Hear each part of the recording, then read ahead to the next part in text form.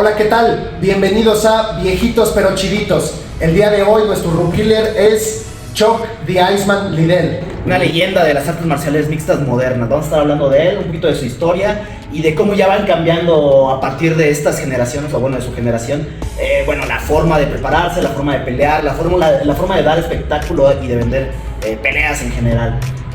Podemos empezar con que es un peleador estadounidense, nacido en California.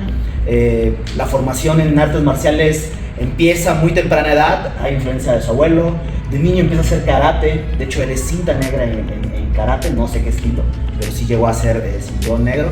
Y como buen gringo, una formación amplia en lucha.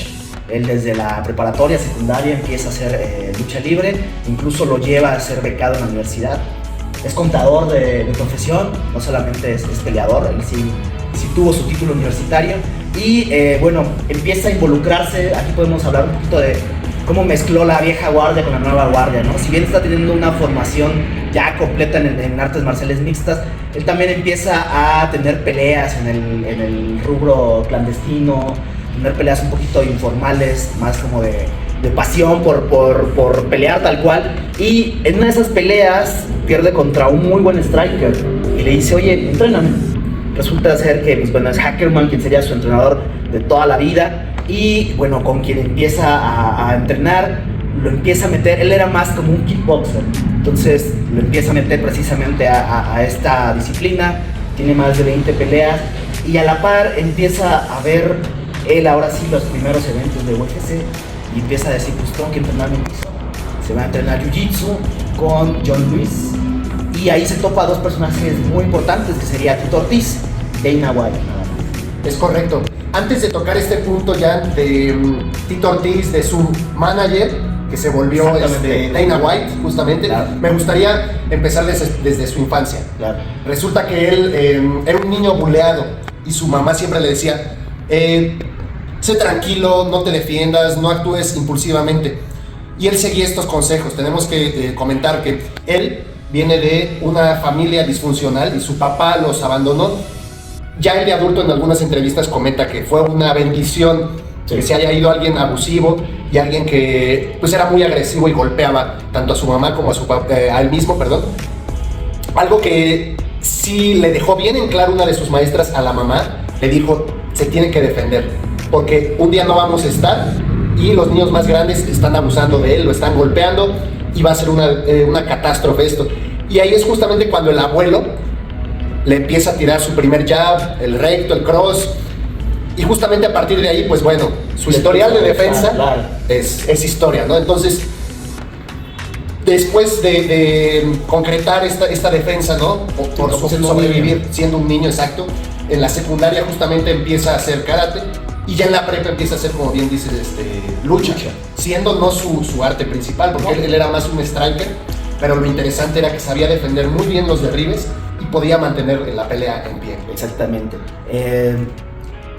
Ya avanzando un poquito más, justamente al ser Dana White futuramente presidente y casi dueño de UFC, hace lo posible para que él pueda debutar como peleador de MMA justamente en UFC.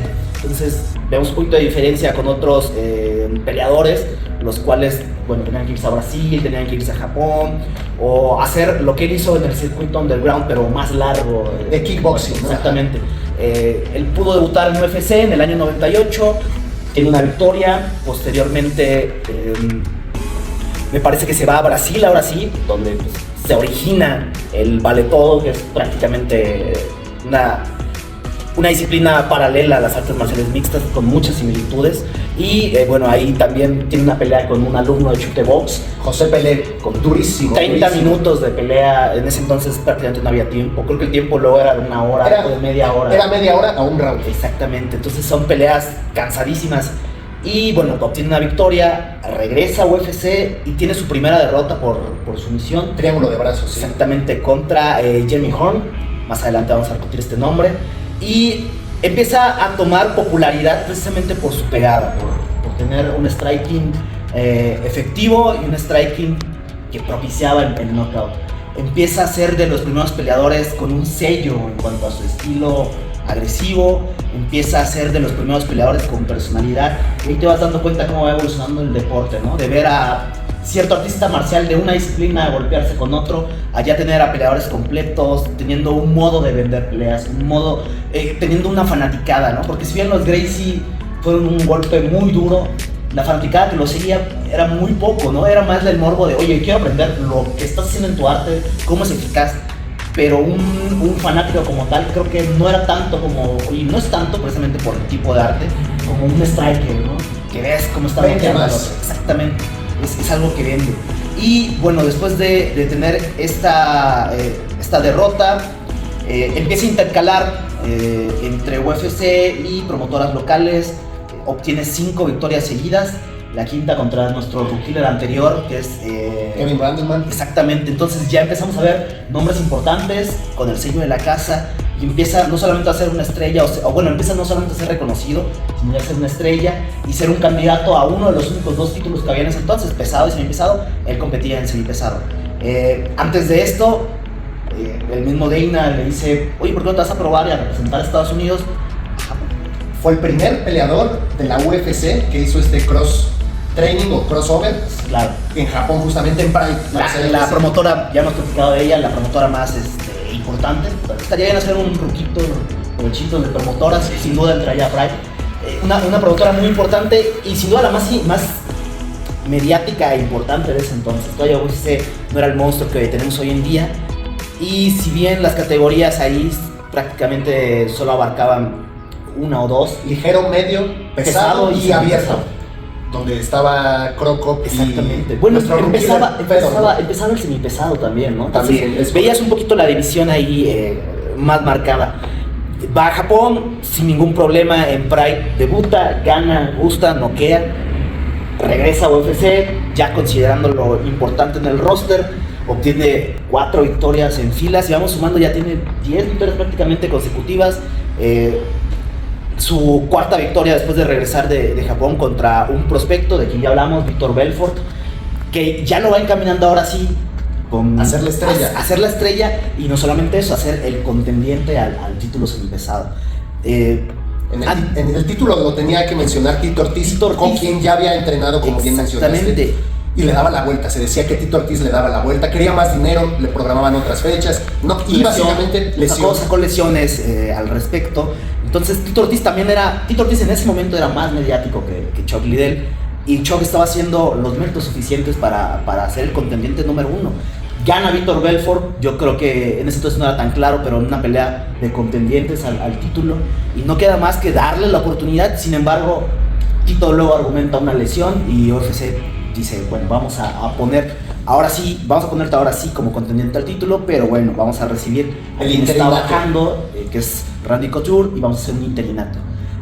Una pelea mediática muy importante, ya empezaban a hacer peleas de nombres en ese entonces, y esta pelea fue un parteaguas porque también demostró un poco de sus debilidades. Si bien ya mencionamos que era un peleador fuerte en el striking y que sí tiene un linaje en la lucha libre, que entrenó jiu-jitsu, sin lugar a dudas sí tenía un punto débil cuando la pelea se iba a ese ámbito, y se quedaba en ese ámbito precisamente, ¿no? O en el clinch, en la jaula. Exactamente. Justo era la fortaleza de Randy, ¿no? Exactamente, Randy hace una gran pelea, se ve que lo estudió, lo lleva al piso, lo trabaja, y en un ground and pound lo termina deteniendo la pelea en el tercer round, si mal no recuerdo.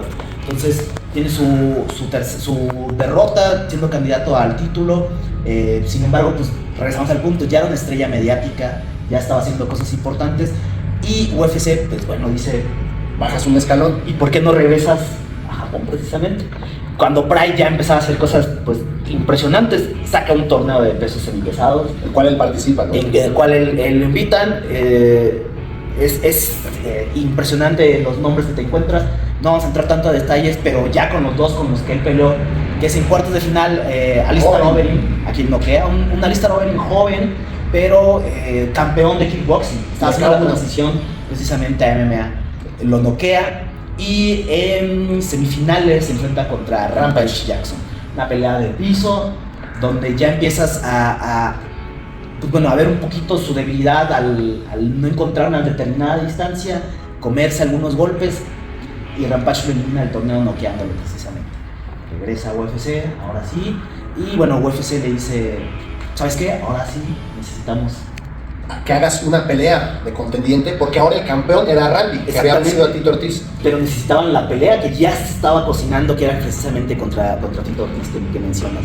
Y pues para mí una de las primeras peleas donde hay una forma de venderla marcada, que es el trash talk. Empezó a vender, se dijeron de todo, pues bueno, fueron compañeros de entrenamiento. Uno decía que lo había noqueado, otro decía que lo había sometido. Entonces, una pelea que se vendió bastante bien, fue muy importante.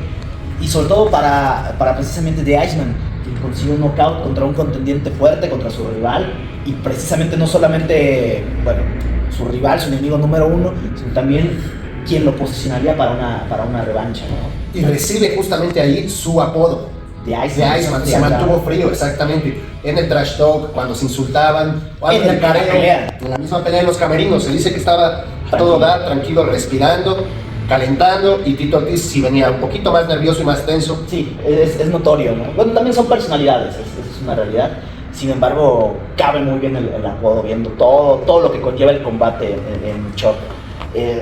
Gana esta posibilidad precisamente para tener su revancha, pero también recibe la invitación para participar como coach en un nuevo concepto que era un reality. The Ultimate Fighter. The Ultimate Fighter. No esperaban mucho por lo que platican, tal vez ya luego tendremos que platicar más a fondo del reality, pero no esperaban mucho del reality y termina siendo un éxito absoluto, más después de la final tan impresionante que tienen Forrest Griffin contra Stephan Bonnar. Y es como consecuencia de esto, obviamente dicen, pues faltan los coaches por pelear. Parece que es en UFC 52, 58, sí. Donde tiene su revancha contra Randy. Y The Iceman precisamente otra vez hace gala de su suyo. Exactamente, y hace gala de su apodo. En algo muy frío, muy calculado, después de ver cómo Randy cortó distancia, entraba al clinch, luego entraba al derribo, lo controló. Esperó precisamente ese corte de distancia y lo noquea, ganando el título por primera ocasión, siendo aún más mediático en este aspecto, ya consolidándose como una superestrella. Y también siendo de los primeros peleadores con una repetida de defensa. Sí, muy importante. Y hablamos de sus victorias y no le estamos diciendo decisión ni nada. Tiene una sumisión, tiene puros knockouts. Era un peleador espectacular. Su nombre por eso llegó tan alto. Era más o menos el McGregor, ¿no? De aquella época, mediático. McGregor siempre ha dicho que se inspiró por completo en él. Totalmente. Y seguramente no solo Conor, ¿no? Debe haber muchos, pero larguísimos peleadores que fueron inspirados precisamente por él. Hace otras defensas del título, se encuentra de nueva cuenta con quien le propició su primera derrota como profesional, Jeremy Horn, lo vence. De nueva cuenta tiene la revancha con Randy, para cerrar la trilogía. Lo vuelve a noquear, ya le tenía tomado la medida. Tiene una defensa más, la tercera, y posteriormente tiene la cuarta defensa, otra vez contra Tito Ortiz.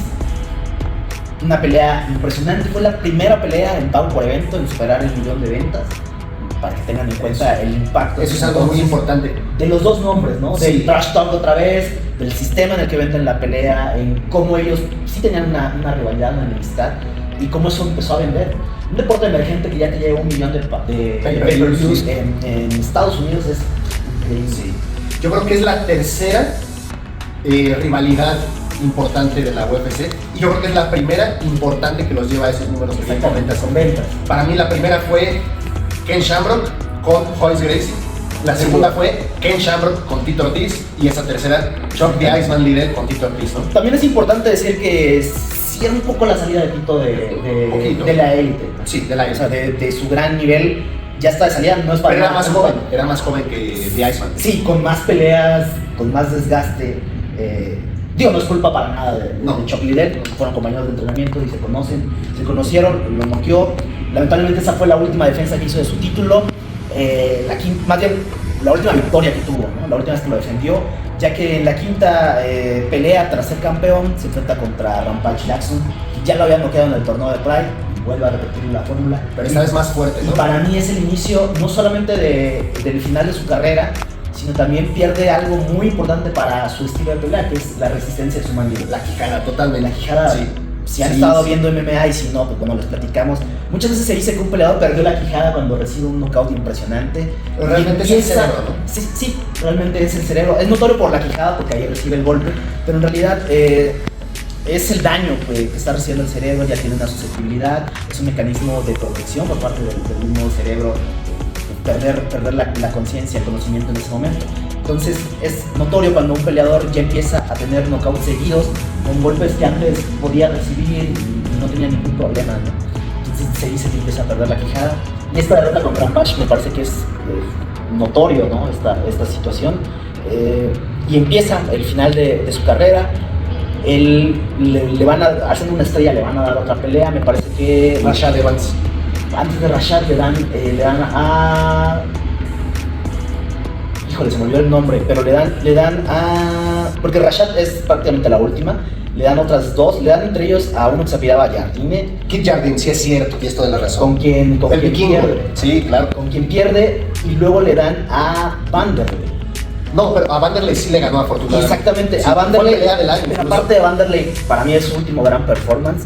Porque eso que decimos de la quijada, ella los golpes y dices, ya lo van a noquear, ya lo van a noquear. Y no, resistió, los dos en una guerra. También los dos creo que en la parte baja de su carrera, ya en el inicio. Sin embargo, es una pelea impresionante, de esas guerras que pocas veces se ven. Gana pelea de la noche, gana pelea del año incluso.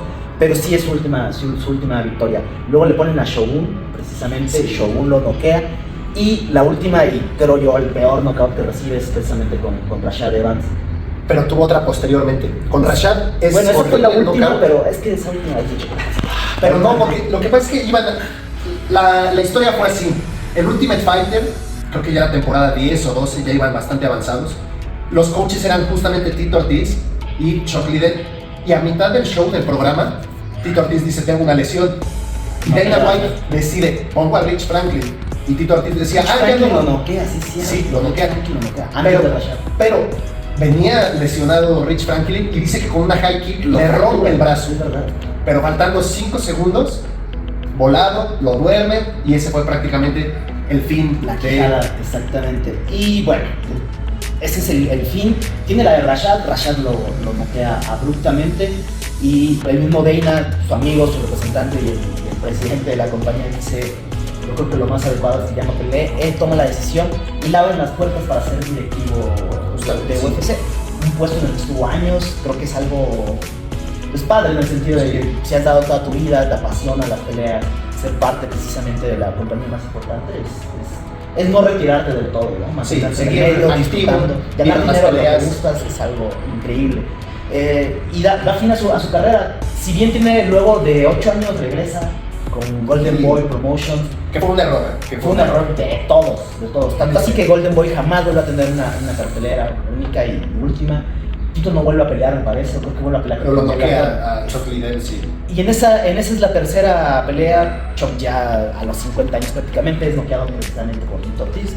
Y ahora sí, da final a su carrera. Yo supongo que fue un pago bueno, si no, no encuentro razón para que haya Para existido. duda, pero puso en riesgo su salud, porque hay que mencionar que sí, el cerebro, el mal del Parkinson, todos estos enfermedades que pues han tenido más los boxeadores, por supuesto, porque es un deporte Claro, es un más deporte que viejo. lleva añísimos y sabes precisamente qué consecuencias tiene debido a demasiados, más que en el MMA, ¿no? Estas lesiones ya lo hemos platicado, se van a ir presentando conforme vaya envejeciendo el deporte. Y esa fue prácticamente su carrera de peleas mediáticas, con knockouts, un estilo definido, una personalidad, vendiendo. Yo creo que sí es un nombre importante para esta transformación tanto de espectáculo a deporte, como consolidar la compañía que pues, va a dar pie a que el deporte sea importante y mediático en el mundo. Totalmente. Así que tu conclusión, Peleador, Salón de la Fama, sin lugar a duda. Mucho tiempo creo que tuvo el récord de knockouts en la división. Me parece que ya no lo tiene, pero es un fuera de serie. Fue un fuera de serie espectacular. Esos peleadores que se dan muy pocas veces en el deporte. Y sin duda la inspiración de muchos. totalmente, la primera estrella en vender 1 millón de pagos por evento en la UFC. Con esto nos vamos, espero que le den like, que nos sigan, que Nos comenten si les gustaría ver en un futuro otros nombres, quizás si nos adelantamos, si quieren ver a alguien de una época un poquito anterior, si de las nuevas quieren ver a alguien que ya esté retirado, que ya pueda ser de antaño, todavía lo podemos decir. Ahí pónganos quién les gustaría. denle suscribir y síganos ahí en la campanita. Os.